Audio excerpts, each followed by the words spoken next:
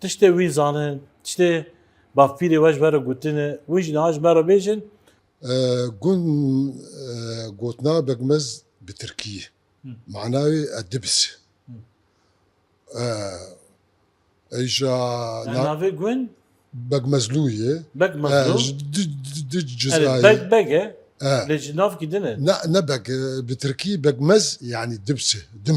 دمسا تري دمسا خوارني تري بس دمس دمس اكيد بريش غير شاي ومرياش غير اتريتنا ودمسا تري اجا نافي معناه دمسه اجوان دولته ويش شاغي عرب عندن كرن نافي شي الدبس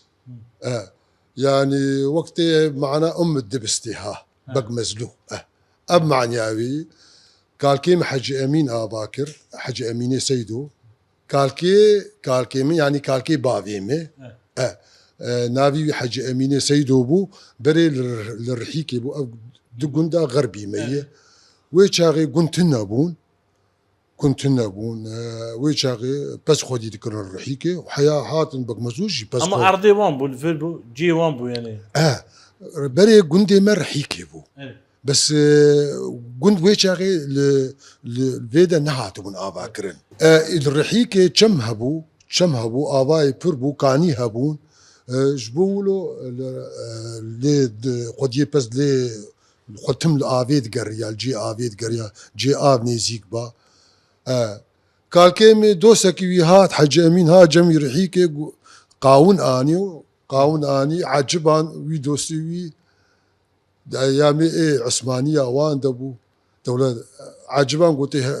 هديه بدم هناك ربك متى تاخذ رحيكي قال كيم كشتك هديه داي اجهاد افقن دهاني اباكر داوي دوستي اخوه هاد بر اباكر سالا بيسونها سهي تمام بو سالا بيسونها سهي قند ابابو ويشاغي بتنخا قال كتاب بتنخا بو لبريوي نعم از مرفي عشير بعديني وش غيري بعدين اجي قند عشيره مش خو بعدين بس حجمي امين يعني بنافيتي حسيش بر او مزني قومي خوي ويدمي بو بيسو نها سهيد بافي من دقو جمارا قن دورا چل مالي هبو چل مالي لقند هبو بس نمر دي متن هبون وكيدن جابو انك حراك لعامودي هي جيرد بحرابك مزديه في قدي دركه هر العامودي بيرس بك حرابك مزديه حراك او خلكي ايش في قندي نما لاك وابون تشيكو هيدي خل بلد اقرتن جبو كار جبو شغل حراك نافي العامودي تشوي جير بحراك مزي او خلكيش في قندين